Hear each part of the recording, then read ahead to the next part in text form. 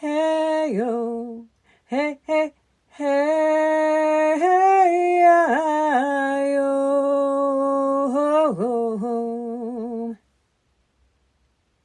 When the Mountain Spoke. Copyright 2026, Vlatka Herzberg, Song Story Guide. All rights reserved. In a small mountain town, change was afoot once again, calling the community to come together as one. For generations, the people had lived amongst the hills and mountains. They knew the mountains' moods, the whispering pines on windy days, the spring lilacs, the scent of pungent earth after rain, the heat of late summer, and the visits of curious animals. They knew where bear, mountain lion, bobcat, and coyote had been. They knew where ground squirrels and chipmunks, deer mouse, lizard, and king snake tucked themselves beneath stone or root. And the mountain, she knew them too. She had watched children grow old, watched families mend fences, plant gardens, rebuild porches, and after each natural disaster, bury grief and begin all over again.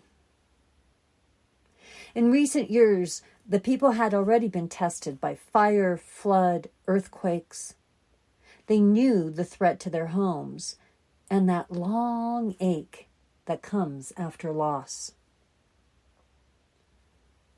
Then one season, word spread that men with papers and plans wished to cut into one mountain's side and carry away her body, stone by stone, for many years to come.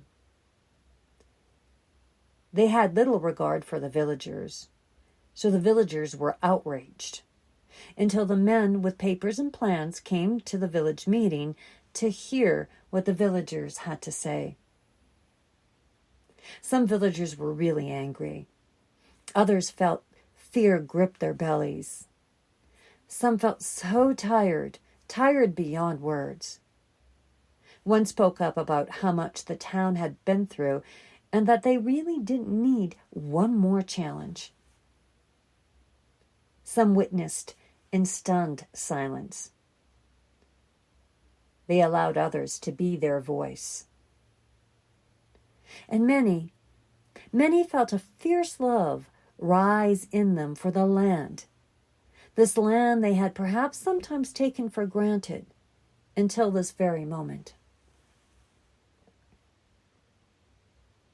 So the people decided that they would get together and go to the place where the quarry location was said to be.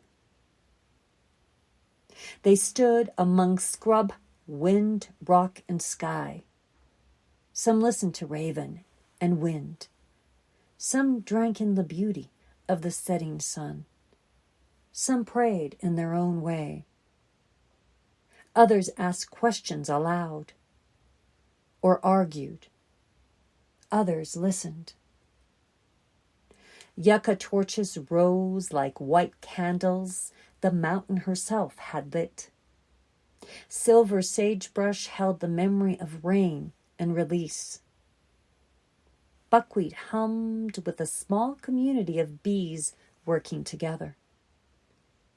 And the old juniper stood steady with weathered strength, whispering, "You can do this." An elder whose family remembered the old ways, a memory keeper, knelt down and sprinkled a pinch of tobacco on the sacred ground. This land remembers footsteps, prayers, grief, and gratitude. May we walk this land gently. The people grew quiet in a reverent way. The wind moved through brush and branch, as if carrying words too old for any language. Then with full hearts and minds, the villagers returned to their homes. Now something unusual happened that night. The mountain and valley visited each person's dreams. They came as a vast presence of stone and root, shadow and moonlight. And to each sleeper, the mountain spoke, individually, uniquely. To some, the mountain said, gather facts, learn what's hidden, expose the truth. To others, she said, speak clearly, let your voice be heard, let it be steady and strong. Still to others, she said, calm yourself, calm your neighbors in the unique ways that you know to do. And remember the roads, the dust, the animals, the fault lines, the future.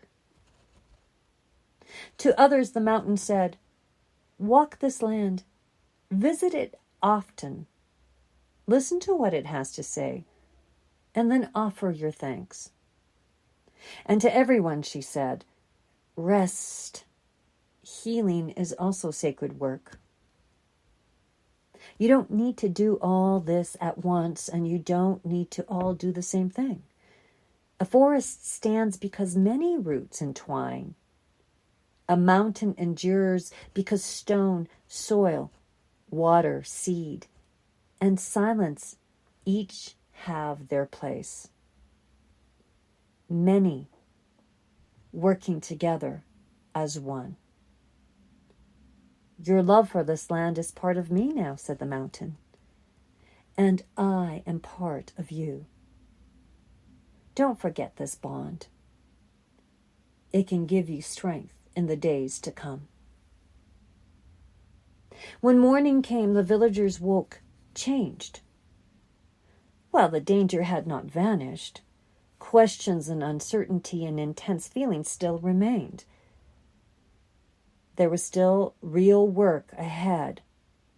But something in each person had settled. They no longer felt weak or threatened. They stood empowered in their own strength and the strength they felt as they worked together. Many wrote letters, many prayed. Still others found their own way and their own ways to help. And all of them, all the villagers, showed up at the next meeting to have voice. In this gathering, even those who did not know the mountain's language could feel it. They could feel it in their bones. This was no longer only a group of worried and concerned people. This was a living community fighting for what was right, so that goodness, truth, and beauty could prevail. And high above them, the old mountain, she kept watch, silent, steady, listening, supportive. And that, my friend, is the end of the story for now. Sa Jen. Thank you for listening.